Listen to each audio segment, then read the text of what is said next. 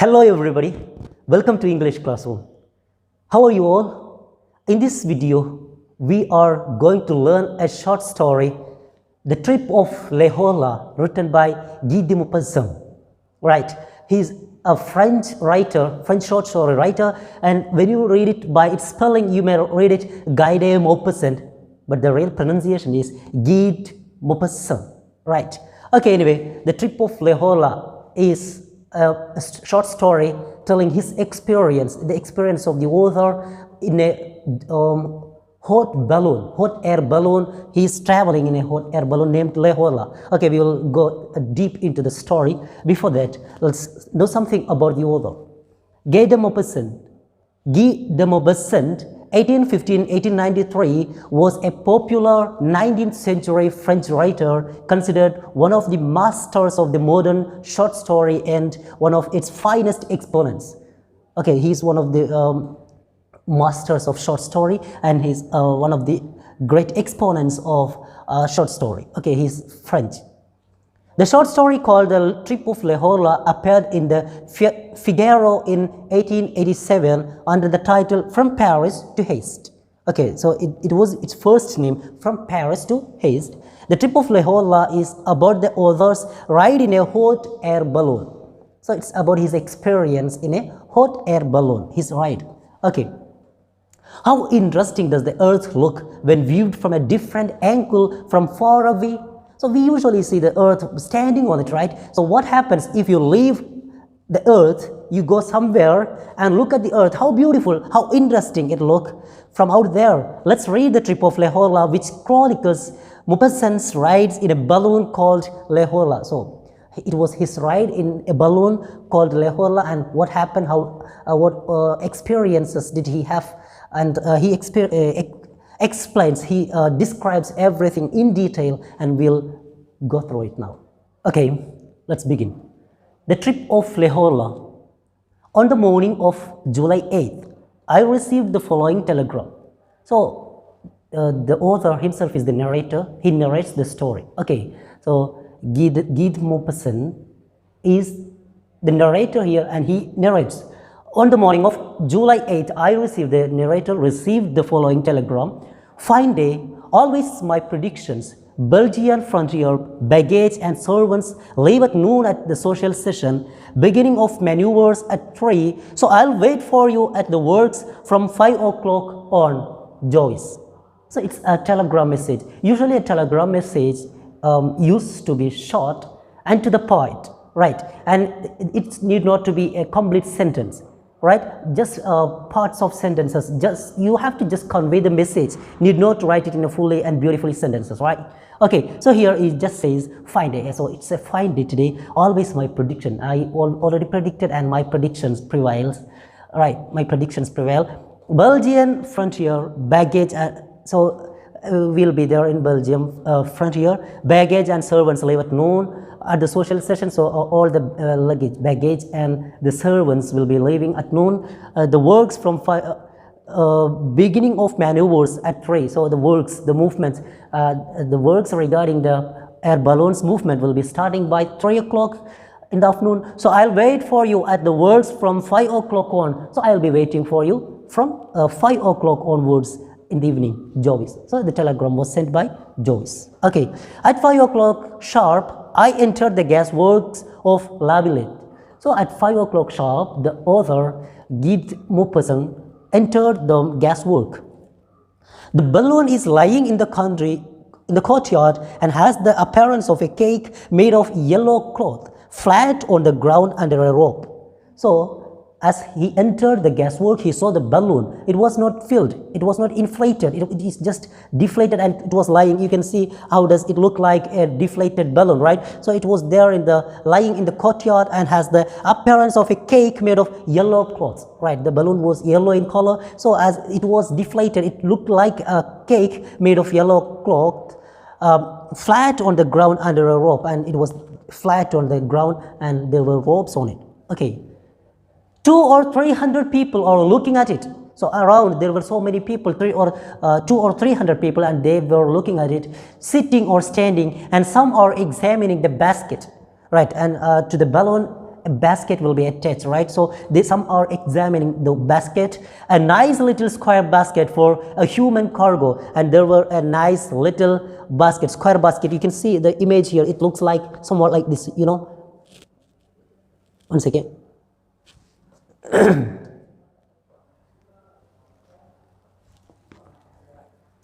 The balloon, the basket, you can see is square, small, beautiful balloon, right? It's there for carrying human beings, you can see in the image, right? So basket for a human cargo, bearing on its side in gold letters on a mahogany plate the words HORLA. So on the basket, just like this, there was a mahogany plate on which it was written HORLA. It's the name of the balloon, right? Suddenly the people begin to stand back. Suddenly they started to stand back, for the gas is beginning to enter into the balloon through a long tube of yellow cloth, because so far it was lying there on the earth, motionless, just, and now it started, the air started to be pumped inside the balloon and it started to move a bit. Then the people started to stay back, okay. Through a long tube of yellow cloth which lies on the soil, and the tube cloth lies on the soil, swelling and undulating like an enormous worm. So as the gas started to move in, the tube started to grow big, right? Swell, and undulating means moving in a smooth way up and down, just like some kind of worms you must have seen, right? Undulating means up and down, moving up and down like an enormous worm, just like a big worm. But another thought, another particular picture occurs to every mind. It is thus that nature itself nourishes being until their birth. For some people who thinks, it may appear just like, how does nature nurtures a being alive, right? An animal or a man to its birth, just like the poet says, the tube that lies there on the soil is just like umbilical cord, you know, through which the nature feed the baby until its birth. Just like that, the author feels that the tube that brings air, gas to the balloon is just like an umbilical cord, and through this one it feeds the balloon until its birth. Once it's filled, this will be disconnected, right? Just like that, and he compares it to the birth of a baby. A baby is fed through the umbilical cord from his mother, right? Okay. Then the creature that will rise soon begins to move, and the attendance of captains Joyce, as HORLA grows larger, spread and put in place the net which covers it, so that the pressure will be regular and equally distributed at every point. So the creature, the author means the balloon. He just considers it to be a creature, right? The creature that will rise. It will rise because now the process has been started, right? The process until its birth has been started. The creature that will rise soon begins to move. It will start to move soon. And the attendants of Captain Joyce, now the helpers of Captain Joyce, as HORLA grows larger, now the balloon started to grow larger and larger. So now the helpers of Captain Joyce spread and put in place the net which covers it. So they started to put net around the balloon to covers it, which covers it, so that the pressure will be regular and equally distributed at every point, so that by doing so the pressure of the gas given into the balloon will be distributed everywhere. The crowd has begun to talk, and some men who appear to be specialists affirm with authority that we shall come down before reaching the fortifications. Right, then the people standing around, they start to talk, they just discuss, and some people who looks like specialists, they assure you that this balloon is not going to reach its destination. It will come back before reaching its destination. Fortification means some kind of walls or end, right, or some kind of castle. Okay, so here the author means the balloon will return before it reaches its destination. Some people just opine. Okay, several other things have been criticized in this novel type of balloon with which we are about to experiment, and several other things, because it was in 19th century, right?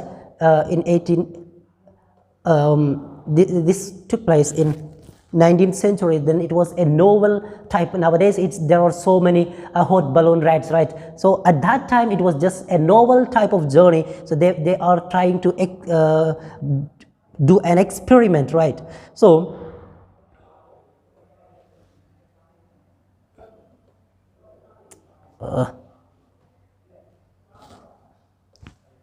several other things have been criticized in this novel type of balloon. So several other things, so many things have been criticized in this type, because it was a new way of traveling, right? Novel experiment it is, novel type of balloon with which we are about to experiment, with so much pressure and success, with which so much pleasure and success.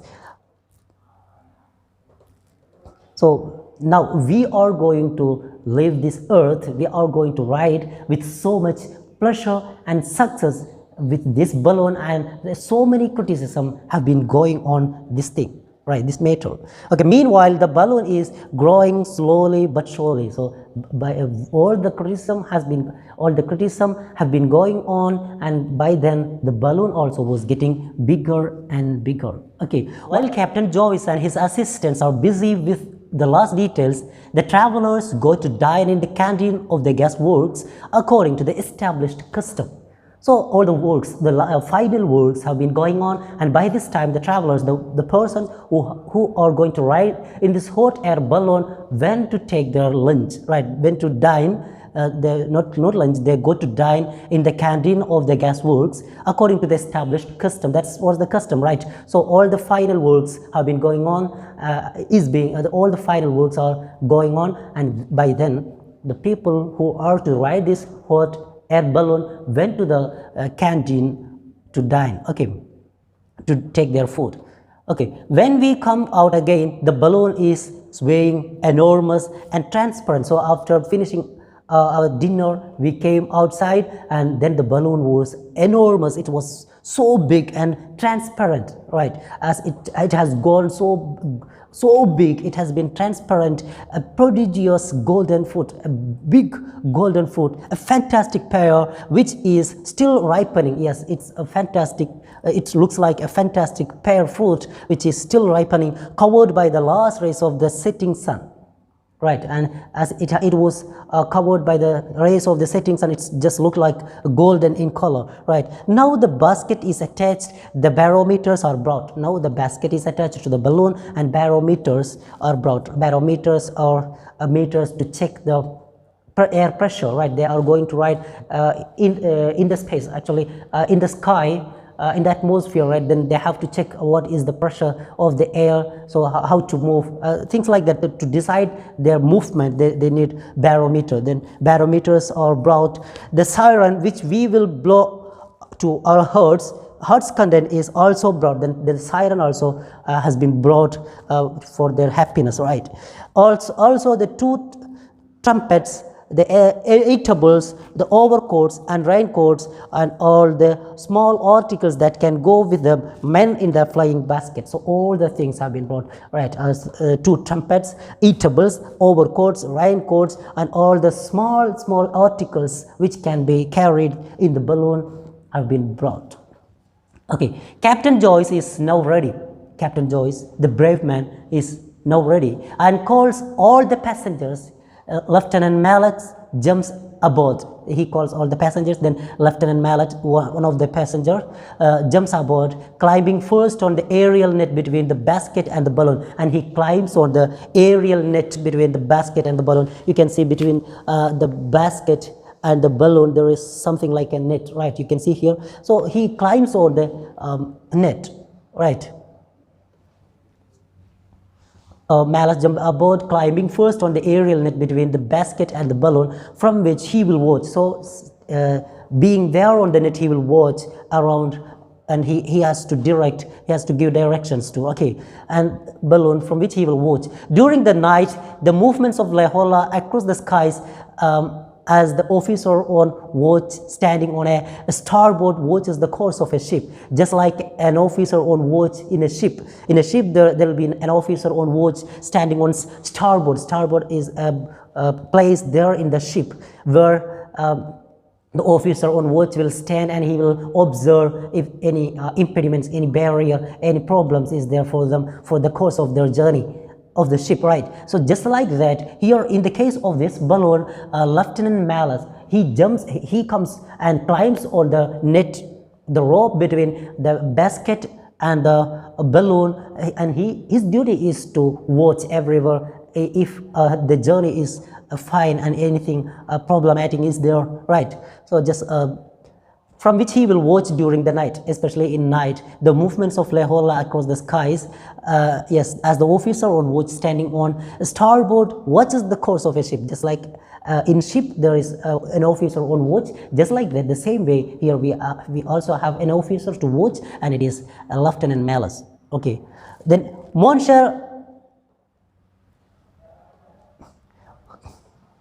then M means Monsieur, right? It's a French way of addressing people, just like Mr. Okay, Monsieur Étienne Bear gets in after him. So after Mallet, Étienne Bear gets in after him. Then comes Monsieur Paul Besant, then Monsieur Patrice Iris, and I get in last. So all these people got inside the basket, but the basket is too heavy for the balloon. So all these people got inside, the basket was too heavy for the balloon, considering the long trip to be taken, and Monsieur Iris has to get out. So as these people were too much for the balloon, one will have to leave the basket, then Monsieur Iris has to get out. Not without great regret. Actually, he was with great regret. He didn't want to leave the basket, but he had to do that. Monsieur Joliet, standing erect on the edge of the basket, begs the ladies in very gallant terms to stand aside a little, for he is afraid he might throw sand on their heads in rising. So Monsieur Joliet, he's standing erect, he's standing on the edge of the basket, right? He's just stood up there on the edge of the basket and begs the ladies in very gallant terms, in a very respectful manner. He asks the ladies standing aside, standing there to stand aside, to move a bit, to move back, for he is afraid he might throw sand on their heads in rising. So all the movements of the balloon is by throwing things, right? It's called ballast. Ballast means a kind of material. It can be sometimes sand, sometimes gravel, sometimes water, right? So by throwing things in their overboard, that decides the movements of the balloon. So at the time of rising, he will have to throw some sand, and those sand may fall there on their heads. So he asks them to step back. Then he commands, let it loose, and cutting with one stroke of his knife the ropes that hold the balloon to the ground, he gives HORLA its liberty. Right, let it loose. Then he is going to let the balloon loose. It has been tied to the ground, right, using a rope. Let it loose, and cutting with one stroke of his knife, he cut the ropes that holds the balloon to the ground. He gives HORLA its liberty. So now, so far HORLA was tied to the earth. As he cut the rope, he gave HORLA its liberty, and she started to soar in the sky. In 1 second, we fly skyward. In a second, we started to fly skyward. Nothing can be heard. Nothing, no sound can be heard. We float, we rise, we fly, we glide through. Okay, so the basket having 4 or 5 members. Only these are the people. They are in the basket, and an enormous balloon, and they started to rise, and they float, they fly, they glide. Okay, our friends shout with glee and applaud. The friends in the balloon, they started to applaud and shout with glee, but our friends, means their friends in the earth, they started to applaud, they started to shout with glee, but we hardly hear them. But we do not hear them, we hardly see them, we do not see them. We are already so far, we have left the earth, and we reached so far, so high. What, are we really leaving these people down there? Are we really leaving these people down? Is it possible? Paris spreads out beneath us. So by looking downward, we can see Paris spread out in great expanse, spread out beneath us, a dark bluish patch. It's just a dark bluish patch of land cut by streets, and from which rise here and there domes, towers, steeples, and from here and there you can see some domes, steeples, and some skyscrapers. Okay, towers, some great buildings, skyscrapers can be seen, nothing else. Okay, only a small blue patch of land from which here and there you can see some domes, Domes means globe-like structure built on a building, right? Okay, domes and towers, steeples. Then around it, the plain, the country traversed by long roads. Then around it, the plain place traversed means crossed, cut into pieces by long roads, thin and white, amidst green fields of a tender or a dark green. So amidst the green field or tender green or dark green fields, you can see the road cuts it away, just cross it here and there, and woods almost black, and the woods look like almost black.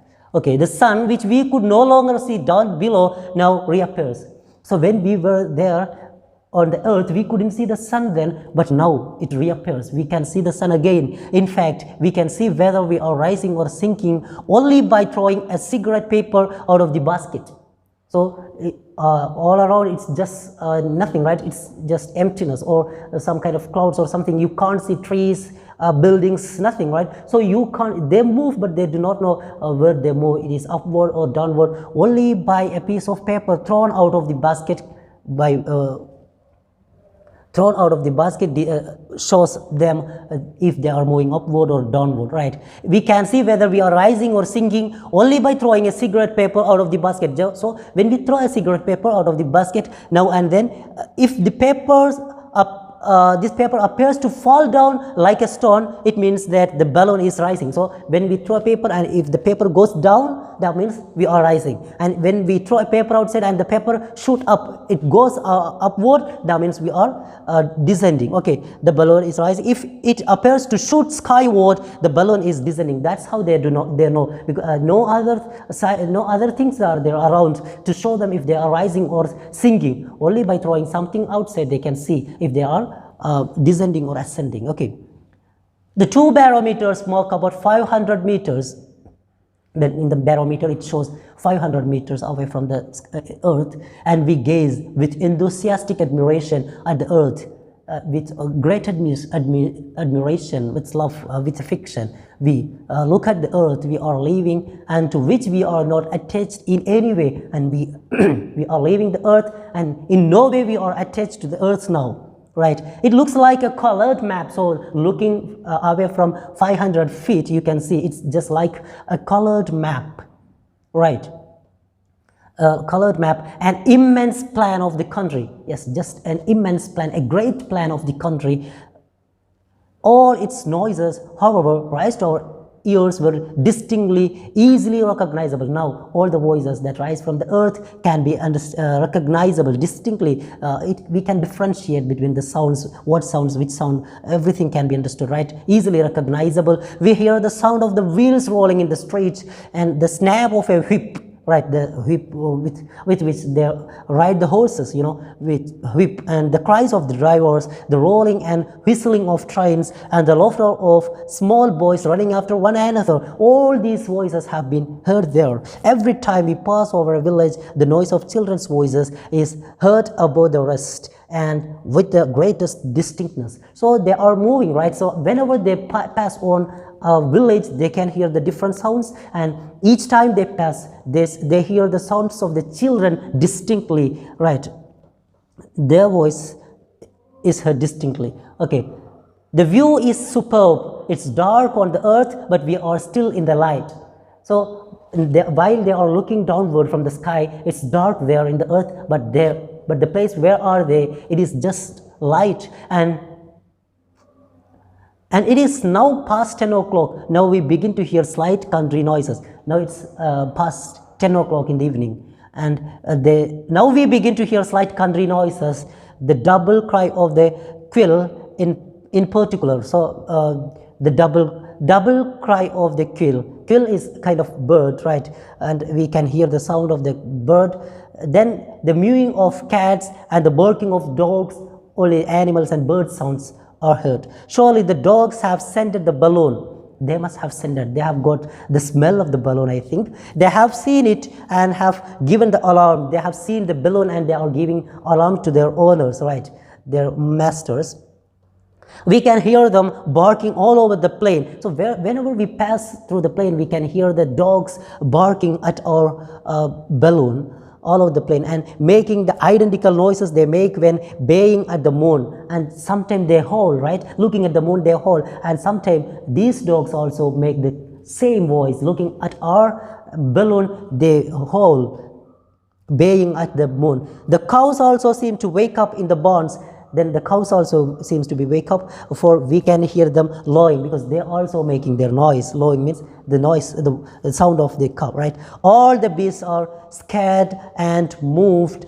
All the beasts are scared and moved before the aerial monster that is passing. So while the aerial monster means the balloon, the big balloon that moves through the air, as it moves, all the beasts, including dogs, cows, get scared and they make noise. The delicious odors of the soil rise towards us. The smell of hay, of flowers, of the moist, verdant earth perfuming the air.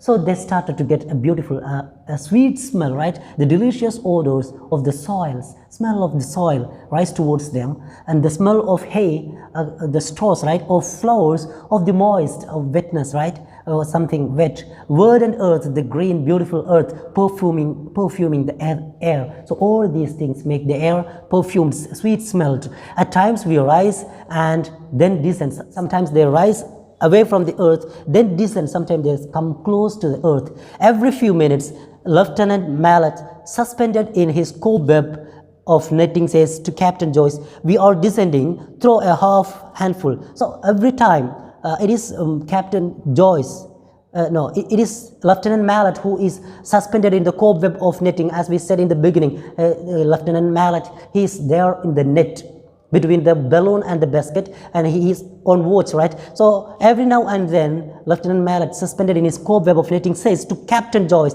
"We are descending." So he says, "We are descending. Throw down a half handful. Throw down a half handful."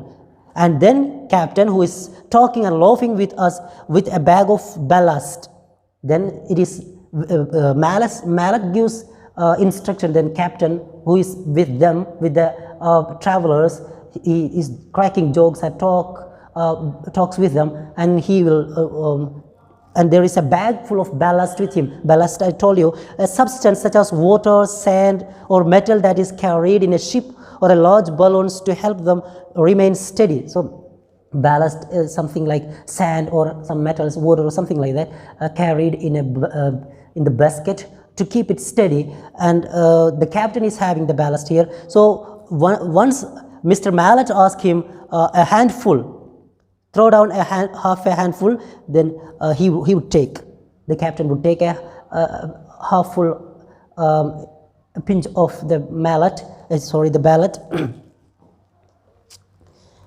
Then Mr. Joyce, the captain, will take a handful of the ballast and he will throw away, okay, between his legs. So the captain is having the ballast between his legs, takes a handful of sand. Then he would take a handful of sand in his hand out of the bag and throws it overboard. Then he throws it away from the basket. That's how they move, right? So just by throwing sand, they keep the balloon steady, right? Yes.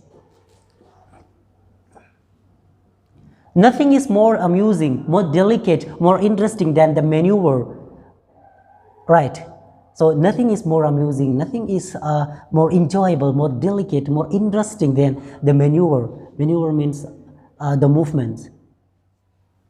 Then the maneuvering means here an action or movement that needs care or skill to perform. Here the balloons, right? So nothing more delicate, nothing more interesting, nothing more enjoyable than the movements of the balloon, the ride of a balloon. It's an enormous toy. The balloon is a big, great toy, free and docile.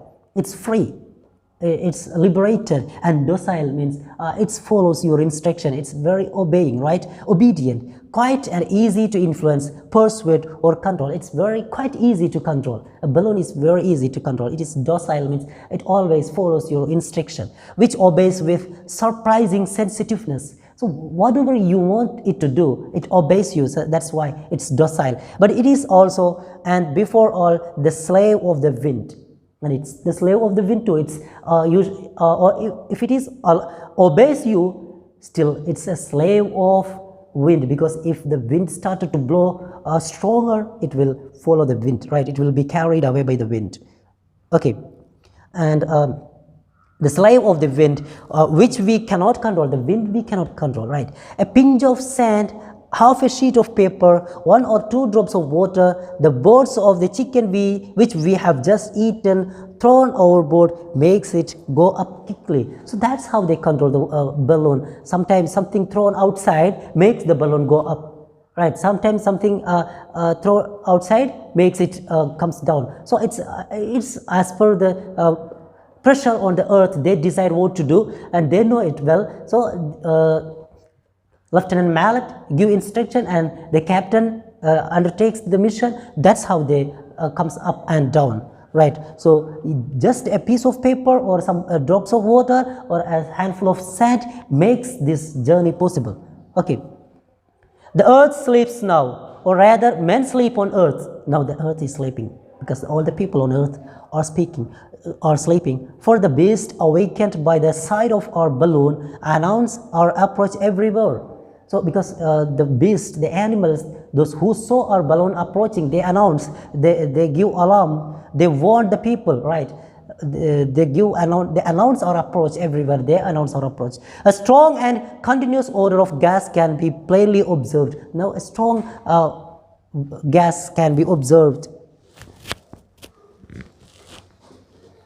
The smell of gas can be plainly observed. We must have encountered a current of warm air. So we must have we met with warm air, and the balloon expands. Because of the warm air, the balloon expands, losing its invisible blood by the escape valve. So as we encountered with some warm current of air through the escape valve, it is losing its invisible air. Invisible blood means the air. That's what fills the balloon, right? So inside the balloon it is just the air. So through the escape valve, there is an escape valve for the balloon attached at the top usually. So through the escape valve, the air has been they have been losing the air, so that the pressure inside the balloon will be kept normal. Okay, we are rising. The earth no longer gives back the echo of our trumpets. So they are rising. So as they blow their trumpets, they do not hear the echo of it. We have risen almost 2,000 feet. They have risen towards the sky almost 2,000 feet. It is not light enough for us to consult the instruments. Actually, there now they don't have light enough to consult their instrument. They have carried barometers and other instruments with them, but at present they can't use it because they don't have light there. We only know that the rice papers falls from us like dead butterflies. So when we throw rice papers, we see them falling just like dead butterflies. That means they are rising, right? That we are rising, always rising. So that means they are rising and rising. No, it's almost 2,000 feet away from the sky, away from the earth. Okay, we can no longer see the earth. A light mist separates us from it. So because at present we can't see the earth, a light mist separates us because it creates some kind of it makes a curtain between us and the earth, and we can't see it. It has been covered with the mist, right? And above our head twinkles a world of stars, and above our head we can see so many stars, right? From earth, when we look, so many stars have been covered with clouds, but for them now there are no clouds, no more clouds, because they have survived the clouds. They are above the clouds, so they can see a world full of stars above their head, right? A silvery light appears before us and makes the sky turn pale. Then suddenly they notice the silvery light comes and it makes the sky pale, and suddenly, as if it is rising from unknown depths, behind the horizon, below us rises the moon on the edge of a cloud. So as they were looking down, they could see at the edge of some cloud, the moon was rising, turning the whole place into pale, right? Rises the moon on the edge of a cloud. It seems to be coming from below. Yes, for them, the moon seemed to be coming from below, while we are looking down upon it from a great height. Yes, they thought that the moon is coming from below, and they are looking at from great height, right? Leaning on the edge of our basket, leaning on the edge of their basket, they are looking down to see the moon. Okay. like an audience on a balcony, just like audience on a balcony observing things. They come out closer to the brink, closer to the wall, and they'll be looking outside, right, leaning, right, just like that. They have to come closer to the basket's edge and look outside to see the to see the moon. Clear and round. The moon was just clear and perfect round. It emerges from the clouds and slowly rises in the sky. It emerges from the cloud and slowly, gradually it rises to the sky. The earth no longer seems to exist. Now, no earth, no sign of earth is seen. The earth no longer seems to exist. Right? We do not feel like earth exists anyway. It's buried in milky vapors that resembles a sea. The earth has been covered, right, buried in milky vapors that resembles a sea. So everywhere it is just like milky vapors, and it looks like sea. It vast and no unending vastness, right? So there is no limitation, no border has been is seen. So the earth has been submerged in these vapors. We are now alone in space with the moon. Now we are alone in the space along with the moon, which looks like another balloon traveling opposite to us. So the balloon is seen, it's big, and it looks like just like another balloon traveling with us, right, opposite to us.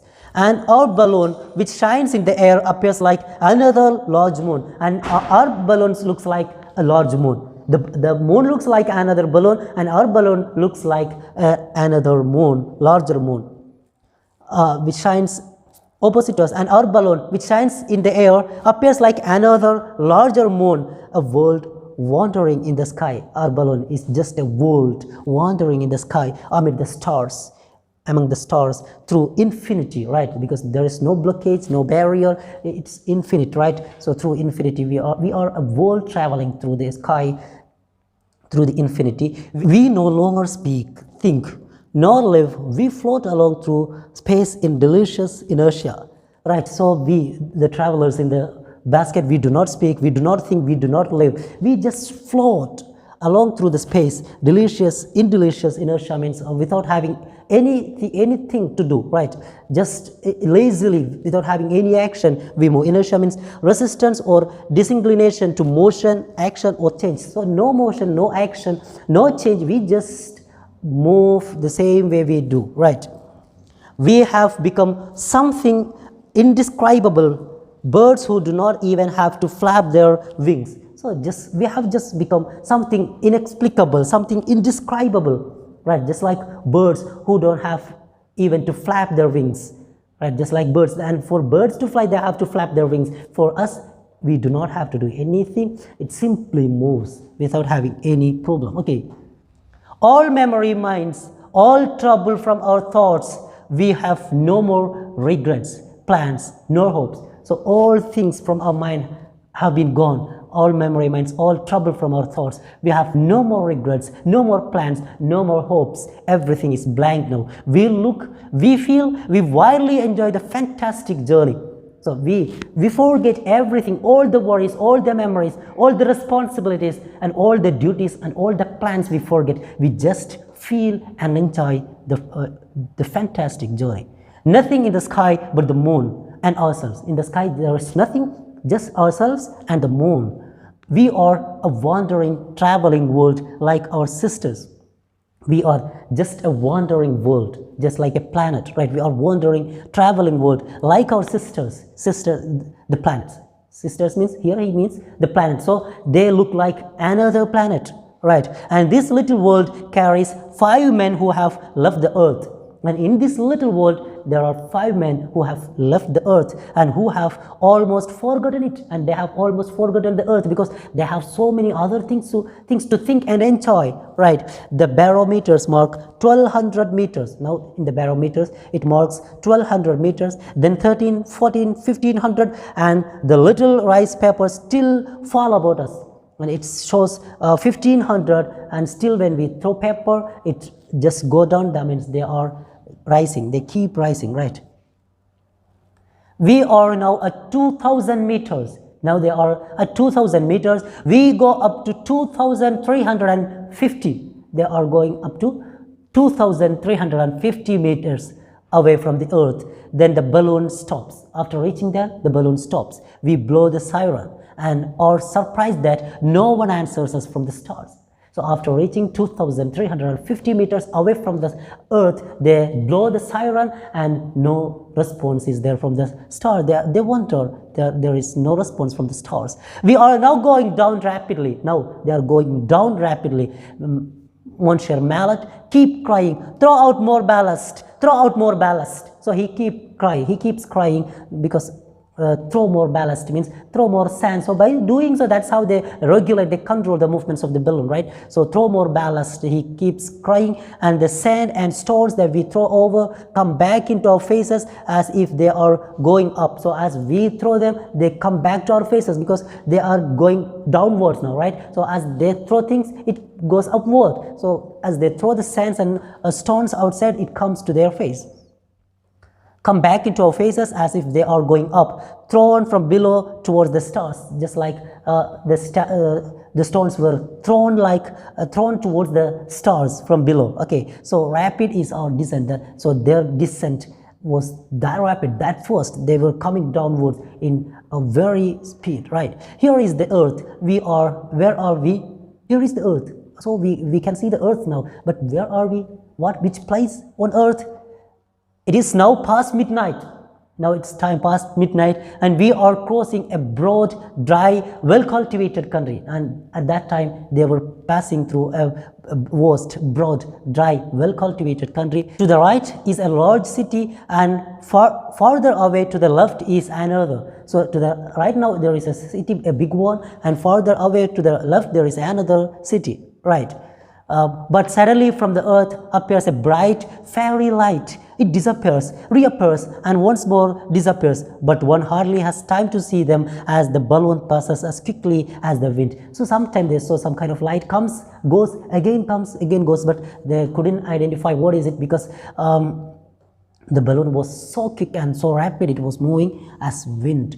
We are now quite near the earth, and Bear exclaims, they come close to earth, and Bear exclaims, look at that, what's that running over there in the fields? Can you see something there running over the fields? Isn't it a dog? Isn't it a dog? Indeed, something is running along the ground with great speed, and this something seems to jump over ditches, roads, trees with such ease. So as they are riding very speed, their balloon moves very in a high speed, and at that time they see something there in the field running so fast, and that thing crossed the ditches, roads, trees, everything with such ease that we could not understand what it might be, and they couldn't understand what kind of creature is that. What's it? It runs so fast and it can cover all these things in such an ease. The captain laughs. It's the shadow of our balloon. It's not an animal, it's the shadow of our balloon. So as the balloon moves so fast, the shadow is also moving so fast, and it can cover everything, right? Because nothing can block the shadow, right? So it's shadow of our balloon. It will grow as we descend. So when we come downward, it will grow big, right? I distinctly hear a great noise of foundries. Now I can hear the sound of foundries. Foundries means workshop or factory for casting metal, right? Foundry is a workshop, right? So from where they make some tools, right? So he could hear the sound of foundries in the distance. And according to the polar star, which we have been observing all night, we are heading straight for Belgium. So as per the polar star, which was they were observing throughout the night, they are heading towards the Belgium. So for people who travel through ship, they use stars to decide to which direction they are moving, right? To identify to which direction they are moving and to which direction they have to, right? So based on the stars, it is decided. So they were observing the polar star, and as per the star, they are moving towards Belgium. Our siren and our two horns are continually calling, right? They are calling, the siren and the trumpet horns. We bellow means shout, utter in loud, powerful voice. They shout, where are we? The balloon is going so rapidly. So they have to know which place is it, because they were disconnected from the earth, and suddenly they came down to the earth, and the place where they came so close is not a place which is familiar for them, so they have to inquire, where are we? But the balloon is going so rapidly that the bewildered man has not even time to answer us. But the balloon was so fast that the bewildered, the confused man who heard our voice were not able to answer us. Right? They heard our voice, but they got confused. Before they start to answer, our balloon moved so fast. The growing shadow of HORLA, as large as a child's ball, is fleeing before us over the fields, roads, and the woods. Then the shadow, the growing shadow of the balloon, flees in front of us, right? Before us, over the fields and roads and woods. It moves so fast. It goes along steadily, preceding us by about a quarter of a mile. Then the shadow of the balloon precedes us a quarter of a mile, right? And it goes steadily. And now I am leaning out of the basket, listening to the roaring of the wind. Now I lean out of the basket, listening to the roaring of the wind, trees, and across the harvest field. So the author, Geet Maupassant, started to hear some kind of voice. He listened to the roaring sound of the wind in the trees across the harvest field. I said to Captain Joyce, how the wind blows? The wind blows, right? He answers, no, those are probably waterfalls. Captain said, no, those are probably waterfalls. I insist, sure of my ear that knows the sound of the wind. He said, I'm sure it's not waterfall, it's the sound of the wind. From hearing it so often whistle through the rigging, I could hear the sound of the wind. It's whistling through the rigging. Rigging means the system of ropes or chains employed to support a ship or ship's masts. So usually in the masted ship, you can see tied the mast tied to the with rope to the ship, right? Just like that. For this balloon, they have ropes to control the balloon. So then through the rigging, he could hear the whistling of this wind. Then Joyce nudges. He nudges me. Nudges means push against gently, especially in order to gain attention or give a signal. He just nudged me. He just give me a blow just like this, so that I can listen to him. He fears to frighten his happy, quiet passengers, for he knows full well that a storm is pursuing us. Actually, the sound was that of a storm which was following them, and the captain knew that before. But he didn't want to share it with his fellow travelers, because if he shares it with them, they will be in panic. But for now, the narrator identified it to be a wind, and as he shared it with the captain, he just give him a blow like this and points him not to share with others. It's a storm, but all fellow travelers will be in panic, right? Suddenly, the lights of a town appear before us. Such a wonderful flow of fire appears below us that I think myself transported into some fairy land where precious stones are manufactured for giants. Okay, so sometimes as they were started to move above a city, above a town, the lights appeared, such a wonderful flow of fire, a lot of light, right, below us, that I think myself transported into some fairy land. He thought I am traveling through a fairy land where precious stones are manufactured for giants. Okay, the clouds are, so just like in a story, he started to seeing that place, a lot of lights from here and there glittering, right? So he started to think that this place is just like a place in fairy stories. Okay. The clouds are gathering behind us, hiding the moon. Now, as they were coming downward, then behind them there are clouds, and it covered the moon, whereas towards the east the sky is growing lighter, and towards the east the sky is growing lighter, becoming clear blue, tinged with red. Tinged means colored with red, light colored with red. It's dawn. So towards the east it's getting morning, right? It's the time to break dawn. It grows rapidly, now showing us all the little details of the earth, and the light in the east started to grow bigger, and it started to show us all the little details of the earth, the trains, the brooks means the current of water, right?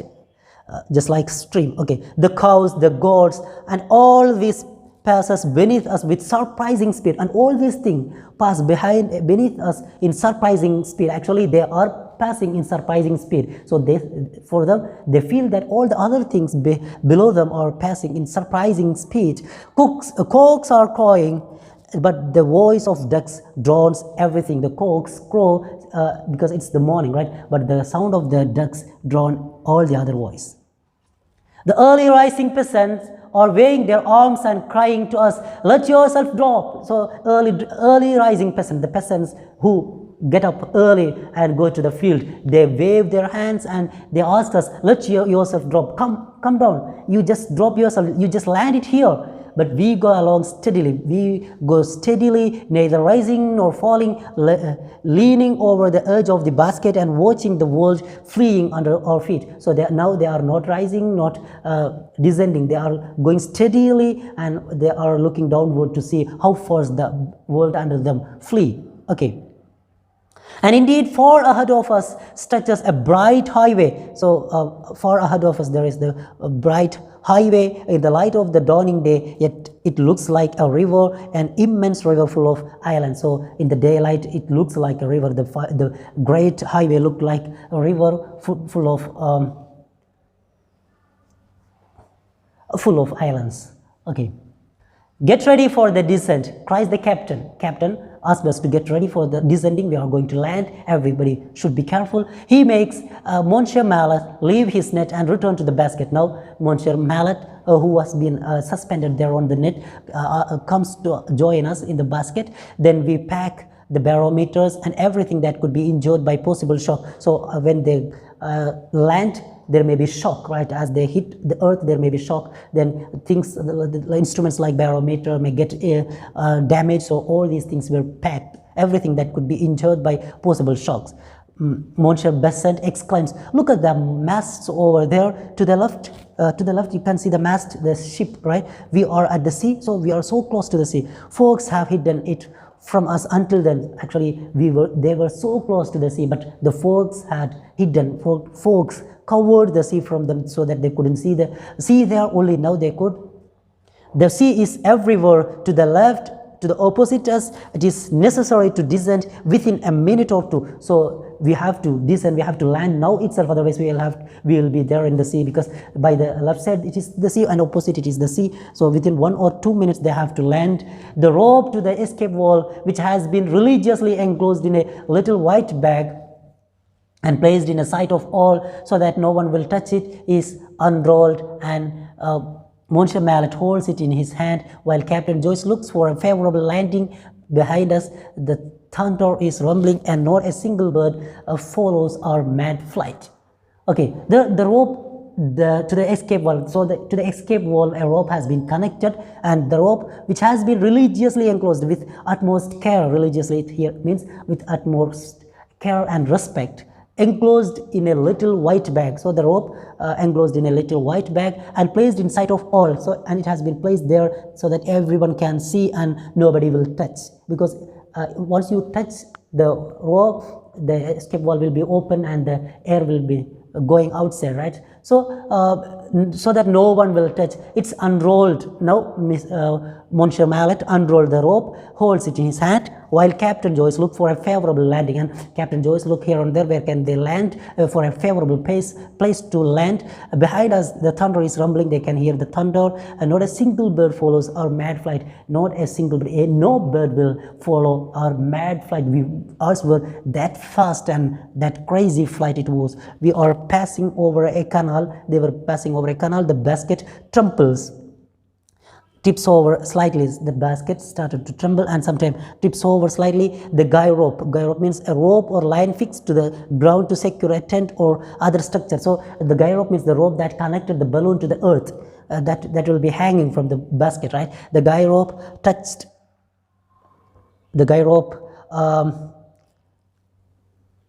touches the tall trees on both banks. Then it touched the trees on both banks. We pass with frightful rapidity over a large farm. Still they are so fast, so rapid, and they pass over a farm from which the bewildered chickens, pigeons and ducks fly away. So seeing this balloon moving such crazy fast, the chickens, pigeons and ducks, they fly away, while the cows, cats and dogs run terrified towards the house. And seeing them, the cows and dogs and cats fly towards the house. They were frightened. Just one half bag of ballast is left, only half a bag of ballast left. Joyce throws it overboard and HORLA flies lightly across the roof. Joyce threw them that ballast also outside. Then now HORLA slowly, lightly across the roof. It started just above the roof. The captain once more cries, "The escape valve!" The captain cried, "The escape valve!" Monsieur Mallet reaches for the rope and hangs to it. So reaching for the rope, he hangs on it, and we drop like an arrow. So as the escape valve was opened, then they started to descend just like an arrow. With the slash of a knife, the cord with which retains the anchor is cut. So they cut the rope which was connected to the anchor, and we dragged the grapple behind us. Then the anchor was dropped, and the grapple means an iron shaft having the claws, hooks, so it can have a hold somewhere. So the grapple, they drag the grapple behind them through a field of beets. Here and there is a field of beetroots, and through that field they drag the grapple. "Take care, hold fast. Take care, everybody. Look out for your heads. We pass over them." Then it's instruction given by the captain. Then a strong shakes us. He asks people to hold tight. Look out for your heads. Be careful about your head and not to hit. Okay, we pass over them. Then a strong shock shakes us. Then suddenly they felt a strong shock. The anger has taken hold. So the anger has got hold. It has been stuck somewhere. It has stuck somewhere. Look out. Take a good hold. Raise yourselves by your wrist. Then the captain gives instruction for them, right? Be careful. Raise yourselves by your wrist. So hang on. Raise yourself with your hands. We are going to touch the ground. The basket does indeed strike the earth. Then the basket comes and strikes the earth. Then it flies up again. Once more it falls and bounces upward. Again comes down. Again rise up. Okay. Then it flies up again. Once more it falls and bounces upward again. And at last it settles on the ground. At last, after one or two bounds, it settles on the ground, whilst the balloon struggles madly like a wounded beast. And at this time, the balloon just moves here and there, just like a wounded beast. Peasants run towards us, but they do not dare approach. So the peasants work over there. They run towards us, but they are afraid to approach. For one cannot set foot on the ground until the bag is almost completely deflated, because it is an enormous balloon and the air has not been completely deflated, so they can't come there. It's a blockage in between them, right? So no one can set foot on the ground until the bag is almost completely deflated. Then almost at the same time as the bewildered men, some of whom showed their astonishment by jumping with the wild gestures of savages, all the cows that are grazing along the coast come towards us, surrounding our balloon with a strange and comical circle of horns with eyes and blowing nostrils. So then almost the same time, just like the bewildered men, the same time, just like the confused men, some of whom show their astonishment by jumping. Some others also come, just like the peasants, just like the human beings. Some others also come, whom show their astonishment by jumping. They show their astonishment by jumping, and with their wild gestures of savages, with their wild movements, all the cows that are grazing along the coast. So many cows were grazing, and all of them come towards us, surrounding our balloon. They stood around our balloon with strange and comical circle of horns, having horns. They stand around our balloon, big eyes and blowing nostrils. They had big eyes and they were blowing their nostrils. With the help of they also came to meet us. With the help of the accommodating and hospitable Belgian peasants, we are able in a short time to pack up all our materials and carry it to the station at haste. So with the help of the people in the local,